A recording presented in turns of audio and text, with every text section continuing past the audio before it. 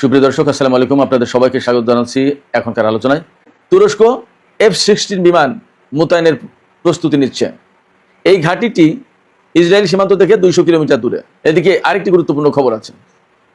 ইয়েমেনের হুতি সমর্থিত সামরিক বাহিনী সেখানকার কৌশলগত দিক দিয়ে অত্যন্ত গুরুত্বপূর্ণ বন্দর নগরী মোখা, এই মোখা শহরকে টার্গেট করে অভিযান শুরু করেছে। এই অভিযানের মূল লক্ষ্য হচ্ছে সৌদি সমর্থিত ইয়েমেনি বাহিনীকে বহিষ্কার করা। এপাশে হরমুজ প্রণালীতে কিন্তু সেই অচল অবস্থায় একই অবস্থায় আছে। সুপ্রিয় দর্শক, এই বিষয়গুলো নিয়ে এখন আমি বিস্তারিত আলোচনা করব।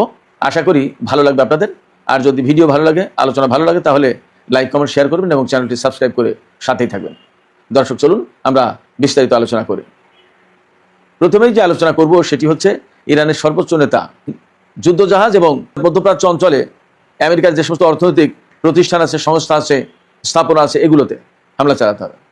এবং আমরা এই সর্বোচ্চ নেতার পক্ষ থেকে এই নির্দেশনা প্রকাশের পরপরই দেখতে পাচ্ছি ইরাকের উত্তর অঞ্চলে যে কুর্দিস্তান, সেই কুর্দিস্তানের একটি অঞ্চলের নাম হচ্ছে ইরবিল। এই ইরবিলের একটি হোটেলে মার্কিন সেনারা অবস্থান করছিল। এই তথ্য পাওয়ার পরে সেখানে হামলা চালিয়েছে ইরান। ক্ষয়ক্ষতি কি হয়েছে এখনো পুরোপুরি জানা যায়নি, কিন্তু সেখানে ইরান হামলা চালিয়েছে। এদিকে ইরানের সর্বোচ্চ নিশ্চিত করবে, নির্বিঘ্ন করবে এবং এই অঞ্চলের দেশগুলো তাতে শান্তি ও স্বস্তিতে থাকবে। তিনি বলেছেন, হরমুজ প্রণালীর যে ব্যবস্থাপনা ইরান করতে যাচ্ছে, এই ব্যবস্থাপনার কারণে আঞ্চলিক দেশগুলোর উন্নতি, অগ্রগতি এবং স্বস্তি নিশ্চিত হবে। এদিকে ইরানের অবস্থা যখন এই অর্থাৎ যথেষ্ট আক্রমণাত্মক অবস্থানে যাচ্ছে এবং এর মধ্যে আমরা দেখলাম যে ইরাকের এরবিলে মার্কিন অবস্থানে হামলা চালিয়েছে ইরান। এই সময় মার্কিন ভাইস প্রেসিডেন্ট জেডি ভ্যান্স বলছেন যে তাদের কাছে এই মুহূর্তে ইরানের পরমাণু কর্মসূচির চেয়ে বেশি গুরুত্ব পাচ্ছে তেল এবং গ্যাসের দাম কমানো। তিনি বলছেন যে সমস্ত আমেরিকায় তেল এবং গ্যাসের দাম কমাতে পারাটাই এই মুহূর্তে আমাদের প্রধান লক্ষ্য, পরমাণু কর্মসূচি পরে। লেবাননের হিজবুল্লাহর বিরুদ্ধে অভিযান চালাতে চেয়েছিল, সেরকম একটা প্রস্তুতি নিচ্ছিল এবং এই ব্যাপারে মার্কিন প্রেসিডেন্টের পক্ষ থেকে একটা চাপ ছিল। ডোনাল্ড ট্রাম্প বারবার বলছিলেন যে লেবাননে ইসরায়েল যুক্ত না হয়ে এই কাজটা সিরিয়ার সরকার করতে পারে এবং সিরিয়ার সরকারকে উস্কানি এবং চাপ সবই দেওয়া হচ্ছিল। সিরিয়ার সরকার সেইভাবে প্রস্তুতিও নিচ্ছিল, কিন্তু ইরানের পক্ষ থেকে তুরস্কের মাধ্যমে সিরিয়ার আহমেদ আল সারা বা জোলানি সরকারকে মেসেজ দেওয়া হয়েছে যে যদি সিরিয়ার বাহিনী লেবাননে হিজবুল্লাহর বিরুদ্ধে কোনো অভিযান চালায়, তাহলে সিরিয়ার প্রেসিডেন্টের প্রাসাদ সহ শত শত লক্ষ্যবস্তুকে একেবারে ধ্বংস করে দেওয়া হবে ব্যালিস্টিক ক্ষেপণাস্ত্র এবং ড্রোন মেরে। এই বার্তা তুরস্কের মাধ্যমে সিরিয়াকে দেওয়ার পর সিরিয়া কিন্তু আর লেবাননে অভিযান চালায়নি। তার মানে ইরানের এই ক্ষেপণাস্ত্র এবং ড্রোন শক্তির ভয় সিরিয়া ভালোই পেয়েছে এবং ইরানের এই সামরিক শক্ত অবস্থান সিরিয়াকে নতুন করে ভাবতে বাধ্য করেছে। মার্কিন সমর্থন থাকার পরেও তারা এই কাজটা করতে দেয়নি। হয়তো তুরস্ক তাকে সেইভাবেই বলেছে, হয়তো বলেছে যে ইরানের সাথে বাড়াবাড়ি করতে যেও না। বাড়াবাড়ি করতে গিয়ে আমেরিকা এবং ইসরায়েলের কি পরিস্থিতি তা তো দেখছই। আমেরিকা কিন্তু মধ্যপ্রাচ্যের কোনো দেশের ঘাঁটি কোনো কিছুকে নিরাপত্তা দিতে পারছে না।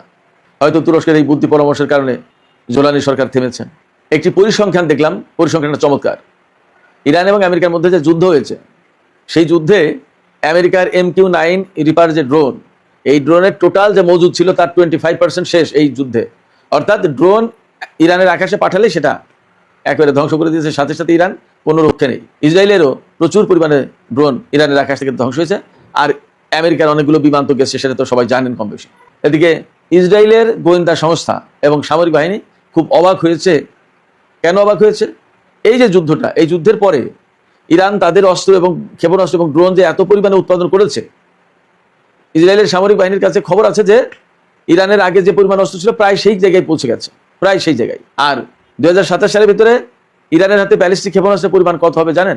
ইসরায়েলি গোয়েন্দা সংস্থার তথ্য হচ্ছে 2027 সালের মাঝামাঝি ইরানের হাতে এত পরিমাণে ব্যালিস্টিক ক্ষেপণাস্ত্র হবে, যে পরিমাণে ব্যালিস্টিক ক্ষেপণাস্ত্র 2025 সালে অর্থাৎ গত বছরের জুন মাসে যে যুদ্ধ হলো, 12 দিনের যুদ্ধ, এই যুদ্ধ শুরুর আগে ইরানের সমর্থিত সামরিক বাহিনী অভিযান শুরু করেছে, এমন খবর দেখা যাচ্ছে। এই অভিযানের লক্ষ্য হচ্ছে যে সৌদি আরব সমর্থন দেয় যেটা ইয়েমেনের কথিত আন্তর্জাতিক স্বীকৃত সরকারের সামরিক বাহিনী, সেই সামরিক বাহিনীকে বহিষ্কার করবে এখান থেকে। তার মানে বড় রকমের অভিযান শুরু হয়েছে এবং এরই মধ্যে খবর পাওয়া গেছে যে এই শহর মুক্ত করার পথে বেশ কয়েকটা গুরুত্বপূর্ণ পয়েন্ট এবং গুরুত্বপূর্ণ জায়গা অবমুক্ত করেছে হুতি বাহিনী। তার মানে হুতিরা যা করছে, যা দেখা যাচ্ছে, বোঝা যাচ্ছে যে সৌদি আরব যে 15 জাতির জোট গঠন করলো, সেই জোট গঠন হয়ে কার্যকর হওয়ার আগে হুতিরা একটা শক্ত অবস্থানে চলে যাবে, কৌশলগত গুরুত্বপূর্ণ অবস্থানগুলো তাদের নিয়ন্ত্রণে নেবে। এরপরে যদি সৌদি আরব 15 জাতির যে জোট, সেই জোটের আওতায় যদি যুদ্ধ শুরু করে তাহলে বোঝাপড়াটা ভিন্ন কায়দায় হবে। দেখা যাক কি দিয়ে কি হয়, কি পরিস্থিতি হয়, আমরা অপেক্ষা করি। সুপ্রিয় দর্শক, এখনকার আলোচনা এখানে শেষ করতে চাইছি। আলোচনা শেষের আগে আপনাদের মতামত জানতে চাই যে এই যে ইরানের সর্বোচ্চ নেতা নির্দেশনা দিলেন ইরানি বাহিনীকে যে ইরানের প্রয়োজন যদি পূরণ না হয়ে থাকে তাহলে মার্কিন বাহিনীর বিরুদ্ধে অভিযান শুরু করতে হবে, এবং এরই মধ্যে আমরা দেখতে পেলাম ইরাকের কুর্দিস্তান অঞ্চলে ইরান মার্কিন সামরিক অবস্থান লক্ষ্য করে হামলা চালিয়েছে। তাতে কি আপনাদের মনে হচ্ছে খুব শিগগিরই ইরান আমেরিকার বিরুদ্ধে বড় ধরনের কোনো অভিযান শুরু করতে যাচ্ছে? ইরানের পক্ষ থেকে কিন্তু গুরুত্বপূর্ণ লক্ষ্যবস্তু হিসেবে মার্কিন যুদ্ধ জাহাজকে ঠিক করা হয়েছে, অর্থাৎ মার্কিন যুদ্ধ জাহাজ লক্ষ্য করে এবার ইরান হামলা চালানোর পরিকল্পনা নিয়েছে। তাহলে কি যুদ্ধ ভয়ঙ্কর রূপ নেবে, নাকি আমেরিকা পরিস্থিতি বুঝে চুপ করে নীরবে সরে পড়বে? আপনাদের কি মনে হয়? আপনাদের মতামত জানিয়ে কমেন্টে লিখুন। আর ভিডিও ভালো লাগলে লাইক, কমেন্ট, শেয়ার করবেন এবং চ্যানেলটি সাবস্ক্রাইব করে সাথেই থাকবেন। দর্শক, এখনকার আলোচনা এখানে শেষ। এক প্লেনে উঠে আর এক পিছনের দরজা দিয়ে বা পিছনের ডালা খুলে কন্টেনার গাড়িতে করে আর এক প্লেনে যে মানে আঙ্কারা থেকে, তুরস্কের আঙ্কারা থেকে এই যুক্তরাষ্ট্রে চলে আসাটা, এইটা এখন সবাই হাসাহাসি করতেছে। এই হাসাহাসিটা মানে ঢাকার জন্য ট্রাম্প এখন বলতেছে যে মানে ইরান ধ্বংস হয়ে গেছে।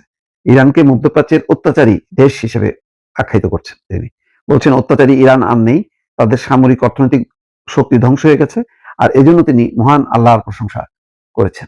চিন্তা করেন কত আল্লাহ ওলি লোক ট্রাম্প। বুধবার ট্রুথ সোশ্যালে এক পোস্টে ইরানের ক্ষয়ক্ষতি এবং অর্থনৈতিক দুরবস্থার কথা উল্লেখ করে ট্রাম্প বলেন, হরমুজ প্রণালীর পূর্ণ নিয়ন্ত্রণ যুক্তরাষ্ট্রের কাছে। আমি মনে করি আমরা এটি ধরে রাখতে পারবো। আমাদের নৌ অবরোধকে লৌহ দেয়াল হিসেবে বলা হচ্ছে, আর ইরানের এ ব্যাপারে কিছুই করার নেই। অর্থাৎ তারা যে মধ্যপ্রাচ্যের অত্যাচারী আর নেই, অর্থাৎ ইরান আর নেই, সকল প্রশংসা আল্লাহর যোগ করেন ট্রাম্প। এই যে কথাটা, এটাকে পাগলও বিশ্বাস করবে? ইরান রীতিমতো আরো পুনর্গঠন করতেছে তার মানে অভিজ্ঞ সেনাদের দিয়ে 6টা জোনে ভাগ করে তারা আরো বড় যুদ্ধের জন্য প্রস্তুতি নিচ্ছে। এখন আমেরিকার সামরিক শক্তির সাথে তো তুলনা করে লাভ নেই, তাদের যা আছে তাই নিয়ে তারা মানে প্রস্তুতি নিচ্ছে। এত যদি সহজ হতো তাহলে তো দলে দলে মানে পদাতিক বাহিনী নামতো, ইসরায়েলি বাহিনী নামতো, ইরানে নামতে পারতেছে। বরং ইরানের সঙ্গে যুদ্ধ করতে করতে তাদের রসদ ফুরাই গেছে, এখন আস্তে করে তারা গোটায় বসে আছে। আর ইরান হরমুজ প্রণালীর ব্যাপারে ওমানের সাথে চুক্তি করছে, চুক্তি করে যুক্তরাষ্ট্রকে বলতেছে